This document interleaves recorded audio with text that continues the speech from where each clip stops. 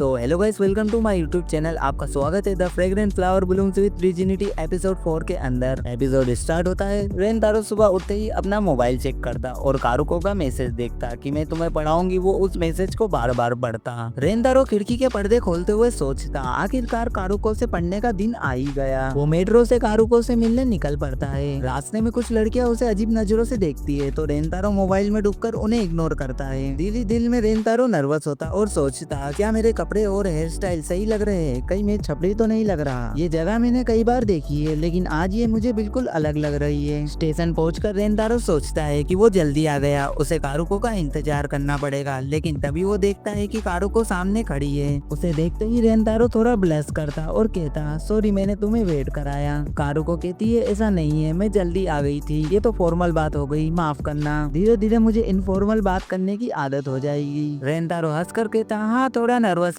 है। कारुको छेड़ते हुए बोलती, लो अब तुम फॉर्मल हो गए। रेनतारो मन ही मन सोचता, कारुको तो बचपन से ही इतनी खूबसूरत रही होगी। दोनों एक रेस्टोरेंट जाते। कारुको खाना खाते हुए खुश हो जाती और कहती, ये बहुत टेस्टी है, मैं कब से यहाँ आना चाहती थी। ये जगह स्टडी के लिए परफेक्ट है और यहाँ का खाना भी लाजवाब है। रेनतारो उसे देखता रह जाता है। कारुको पूछती है, क्या हुआ, तुम्हारा खाना तो ठंडा हो रहा है। रेनतारो चौंक कर कहता, नहीं कुछ नहीं, अभी खाता हूँ। असल में रेनतारो इतना नर्वस था कि भूल ही गया कि कारुको को खाना कितना पसंद है। उसे खाते हुए देखकर रेनतारो सोचता है, वो कितनी क्यूट लग रही है। खाना खत्म करने के बाद कारुको कहती है, चलो अब पढ़ाई शुरू करते हैं। रेनतारो जोश में बोलता, हाँ बिल्कुल। कारुको पूछती है, हम मैथ्स से शुरू करें? रेनतारो जवाब देता है, हाँ, बाकी सब्जेक्ट में शायद मैनेज कर लूंगा। कारुको हंसते हुए कहती है, ठीक है, लेकिन अगर तुम्हें कोई प्रॉब्लम आए तो मुझसे पूछ लेना। रेनतारो किताब में देखता और कहता, हम यहीं से शुरू करते हैं। कारुको प्रश्न देखने के लिए रेनतारो के करीब झुकती है। दोनों अचानक एक दूसरे को देख घबरा जाते हैं और पीछे हट जाते हैं। कारुको कहती है, सॉरी थोड़ा ज्यादा करीब आ गई। रेनतारो कहता है, कोई बात नहीं। फिर कारुको पूछती है, तुम्हें इस प्रश्न में हेल्प चाहिए? कारुको उसे सोल्व करना सिखाती है लेकिन रेनतारो अंदर से बहुत नर्वस रहता है। वो सोचता है, मुझे पढ़ाई पर फोकस करना चाहिए लेकिन मेरा दिल तो बहुत तेजी से धड़क रहा है। दोनों पढ़ाई में लगे रहते। तभी कारुको कहती है, मैं तुमसे कुछ पूछ सकती हूँ? रेनतारो तुरंत कहता है, हाँ बिल्कुल। कारुको कहती है, तुमने पहले कहा था कि तुम किसी भी हालत में फेल नहीं होना चाहते, ऐसा क्यों? रेनतारो कहता है, हमारे एग्जाम के बाद एक स्पोर्ट्स फेस्टिवल है, अगर मैं फेल हो गया तो मुझे फेस्टिवल में जाने के बजाय सप्लीमेंट्री की तैयारी करना पड़ेगी और मैं अपने दोस्तों के साथ उस फेस्टिवल का हिस्सा बनना चाहता हूँ। तुम सोच रही होगी ये कोई बड़ी वजह नहीं होगी। कारुको कहती है, ऐसा नहीं है, ये बहुत अच्छी वजह है, स्पोर्ट्स फेस्टिवल वाकई मजेदार होगा। रेनतारो मनी मन सोचता, कारुको सच में बहुत अच्छी है। कारुको कहती है, तुम्हें सच में अपने दोस्तों से बहुत लगाव है। ये सुनकर रेनतारो अचानक चौंक जाता। कारुको पूछती, अरे तुम ठीक तो हो? रेनतारो संभलते हुए कहता, हाँ मैं ठीक हूँ, शुक्रिया, लेकिन तुम्हारा पसंद करने से क्या मतलब है? कारुको बोलती है, क्या मैंने कुछ गलत कह दिया? रेनतारो कहता है, ऐसा नहीं है, मेरा मतलब अगर मुझे चुनना पड़े तो मैं कहूँगा कि हाँ मैं उन्हें सच में पसंद करता हूँ। कारुको कहती है, मैं भी अपने दोस्तों से बहुत प्यार करती हूँ, वो सब मेरे लिए बहुत खास है, खासकर सुबारू, बचपन से हम साथ हैं। सब उसे अक्सर गलत समझते हैं लेकिन वो दिल से बहुत अच्छी इंसान है। बचपन में जो उसके साथ हुआ उसी वजह से वो लड़कों को पसंद नहीं करती, लेकिन तुमने उसे जज नहीं किया, इससे मुझे बहुत खुशी हुई। ये सुनकर रेनतारो हैरान रह जाता और बस उसकी तरफ देखता रह जाता। कारुको कहती है, बहुत बातें हो गई, अब वापस पढ़ाई शुरू करें? रेनतारो कहता है, हाँ, लेकिन मनी मन सोचता है, पता नहीं क्यों पर मेरे दिल में फिर से एक खुशी की लहर दौड़ रही है। धीरे धीरे शाम ढल जाती। रेनतारो कहता, मैंने कभी इतनी देर तक पढ़ाई नहीं की। कारुको कहती है, पढ़ाई जरूरी है लेकिन उसके साथ आराम भी जरूरी है। स्टेशन पर पहुंचकर रेनतारो कहता, आज की पढ़ाई के लिए थैंक्स, तुमने बहुत मेहनत की। कारुको कहती है, कोई बात नहीं। फिर वो उसे कुछ नोट्स देती है और कहती है, तुमने मुझे पहले ही टॉपिक्स बता दिए थे तो मैंने उन पर ध्यान देकर तुम्हारे लिए इम्पोर्टेंट नोट्स बना दिए। रेनतारो घबरा कर कहता, पर तुम्हारी पढ़ाई का क्या होगा? तुमने इतना सब मेरे लिए क्यों किया? कारुको कहती है, मैं ठीक हूँ और वैसे भी मैंने ही कहा था कि हमें साथ मिलकर बेस्ट देना है। इसके अलावा मैं चाहती कि तुम स्पोर्ट्स फेस्टिवल में एंजॉय कर सको, फिर बाद में मुझे सब डिटेल में बताना। कारुको कहती, तुम्हारी ट्रेन आने वाली है, अब मुझे जाना होगा। रेनतारो कहता है, आज का दिन देने के लिए तुम्हारा शुक्रिया। कारुको कहती है, टेस्ट के लिए गुड लक, और वो वहाँ से चले जाती। रेनतारो मनी मन सोचता है, अब मैं फेल नहीं हो सकता, मैं ट्रेन में भी पढ़ाई करूंगा। वो स्टेशन के अंदर जाने ही वाला होता कि अचानक कोई उसे पीछे खींच लेता। वो सुबारू होती। सुबारू कहती है, क्या तुम्हारे पास थोड़ा समय है? मुझे तुमसे कुछ बात करनी है। दोनों कैफे में बैठते हैं। रेनतारो घबरा कर सोचता, ये चुप क्यों है, कुछ कह क्यों नहीं रही। सुबारू रेनतारो से कहती क्या तुम कारुको के बॉयफ्रेंड हो। रेनतारो इतना चौंकता है कि गलती से अपना हाथ जला लेता। सुबारू उसे तुरंत रुमाल देती। रेनतारो हैरान होकर कहता इसके लिए शुक्रिया और मनी मन सोचता ये पिछली बार से बिल्कुल अलग लग रही है, क्या वो मुझसे नफरत करती है, मैं उसे समझ नहीं पा रहा। सुबारू कहती है वैसे मैंने अभी तक तुम्हारा नाम भी नहीं पूछा, तुम अपना इंट्रोडक्शन दोगे। रेनतारो खुद को इंट्रोड्यूस करता है। सुबारू भी अपना नाम बताती है। रेनतारो सोचता ये वही लड़की है जिसका नाम वो पहले वाली लड़की ले रही थी, अच्छा हुआ उस वक्त ये वहाँ नहीं थी। सुबारू दोबारा पूछती तुमने मेरे सवाल का जवाब अभी तक नहीं दिया, क्या तुम कारुको के बॉयफ्रेंड हो। रेनतारो शर्माते हुए कहता नहीं। सुबारू कहती तो फिर तुम उसके क्या हो। रेनतारो सोच में पड़ जाता कि हम दोस्त हैं या वो बस एक कस्टमर है। सुबारू कहती है क्या तुम दोनों हाल ही में मिले हो। रेनतारो कहता है हाँ। सुबारू कहती है अच्छा, क्योंकि मैं चाहती हूँ कि तुम कारुको से मिलना बंद कर दो। ये सुनकर रेनतारो के पैरों तले जमीन खिसक जाती। रेनतारो कहता है क्या ये सच है किकियो और चिदोरी एक दूसरे से नफरत करते हैं। मैं तो बस इस स्कूल का स्टूडेंट हूँ, इसका मुझसे इंसानियत के तौर पर कोई लेना देना नहीं है। सुबारू कहती मुझे पता है तुम बुरे इंसान नहीं हो, मैंने लाइब्रेरी में तुम्हें और तुम्हारे दोस्तों के साथ बदतमीजी की थी, उसके लिए सॉरी। असल में ऐसा मैंने सिर्फ इसलिए किया क्योंकि मुझे चिदोरी से नफरत है, और सच कहूँ तो लड़कों से भी। जब मैंने तुम्हें और कारुको को साथ देखा तो मैं घबरा गई थी। रेनतारो कहता तुम्हारा घबराने से मतलब क्या है। सुबारू कहती अगर स्कूल में से किसी ने तुम दोनों को साथ देख लिया तो बड़ी दिक्कत हो जाएगी। किकियो के टीचर्स और स्टूडेंट दोनों को चिदोरी से नफरत है, अगर कारुको जैसी स्कॉलरशिप स्टूडेंट चिदोरी से किसी के साथ दिखी तो उसका करियर खतरे में पड़ जाएगा।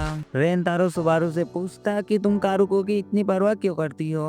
उसी वक्त एक बच्चा दौड़ते हुए गिर जाता। सुबारू तुरंत उसे उठाती और पूछती तुम ठीक तो हो। बच्चे की मम्मी भी आ जाती। बच्चा अपना खिलौना ढूंढने लगता। सुबारू उसे ढूंढ कर देती। बच्चा खुश होकर कहता दीदी आपके बाल बहुत सुंदर है। सुबारू ये सुनकर हैरान होती। बच्चा और उसकी माँ शुक्रिया बोलकर वहाँ से चले जाते हैं। सुबारू कहती है कारुको ने भी मेरे बालों के लिए यही कहा था, वही कारुको जिसने हमेशा मेरी हेल्प की है। बचपन में जब लड़के मेरे बालों की वजह से मुझे परेशान करते थे तब कारुको ही मेरे लिए खड़ी हुई थी। उसी दिन से वो मेरी हीरो बन गई। उसने इतनी मेहनत करके किकियो में जगह बनाई है और मैं नहीं चाहती कि उसकी सारी मेहनत बेकार हो जाए। रेनतारो कहता है हाँ कारुको ने मुझे तुम्हारे बारे में बताया था। सुबारू कहती है तुम कुछ नहीं जानते, मैंने देखा है उसने कितना स्ट्रगल किया है, इसलिए अगर उसके करियर को बचाने के लिए मुझे खुद बुरा इंसान बनना पड़े तो मुझे कोई फर्क नहीं पड़ता, तो प्लीज तुम कारुको से दूर रहो। ये सुनकर रेनतारो सोच में पड़ जाता और कहता सॉरी लेकिन मैं ये नहीं कर सकता। ये सुनकर सुबारू चौंक जाती और कहती मुझे पता था तुम यही जवाब दोगे। रेनतारो वहाँ से चले जाता और सुबारू अकेले बैठकर सोचती है आखिर मैं क्या कर रही हूँ। रेनतारो मेट्रो में पढ़ते हुए सोचता मैं पढ़ाई पर फोकस क्यों नहीं कर पा रहा। रेनतारो टेंशन में अजीब सा फेस बनाता जिसे दो लड़के देखकर डर जाते।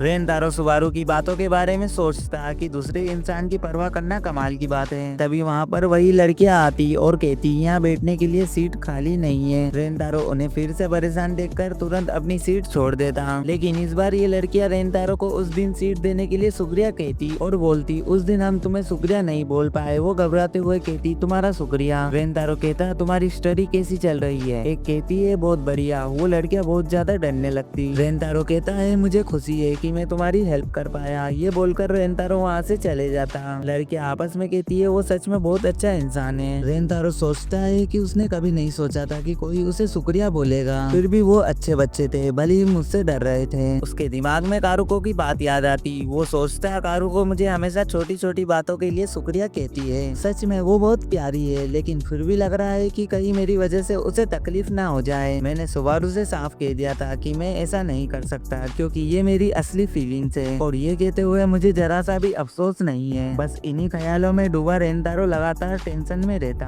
हमें स्कूल का सीन दिखाते जहाँ टेस्ट का रिजल्ट आने वाला होता। सब नर्वस है, खासकर रेनतारो और उसामी। टीचर कहते हैं इस बार रेनतारो और उसामी फेल होने से बच गए हैं। रेनतारो को 59 मार्क्स आए हैं और उसामी को 30। क्लास में सब खुश हो जाते। हयातो कहता आखिरकार ये पास हो गए। सभी रेनतारो और उसामी का मजेदार इंटरव्यू लेने लगते हैं। उसामी कहता है ज्यादा पढ़ाई की वजह से मेरी आंखों की रोशनी कम हो गई है। ये सुनकर सभी शॉक्ड हो जाते। फिर वो रेनतारो से पूछते हैं। रेनतारो अपने रिजल्ट को देखकर कहता मैं बहुत खुश हूँ। सभी उसे देखकर इमोशनल हो जाते हैं। उसामी रेनतारो के गले लगते हुए कहता हमने कर दिखाया। रेनतारो बोलता है तू मेरी जान लेके मानेगा। तो फेल स्टूडेंट्स कहते हैं तुम्हें हमारे लिए स्पोर्ट्स फेस्टिवल जीतना होगा। सर की आंखों में भी आंसू आ जाते। वो कहते तुम दोनों ने बहुत अच्छा ऐसा किया। रेंतारो मन ही मन सोचता है इसमें कारुको की मदद भी है। वो उसे खुशखबरी देने के लिए तुरंत मोबाइल निकालता, लेकिन उसी वक्त उसे सुबारू की बातें याद आती। अगर कारुको तुम्हारे साथ दिखी तो उसका करियर खतरे में पड़ जाएगा। रेंतारो उदास हो जाता। तभी साकू उसकी बेंच से टकरा जाता। वो रेंतारो की बुक्स उठाता।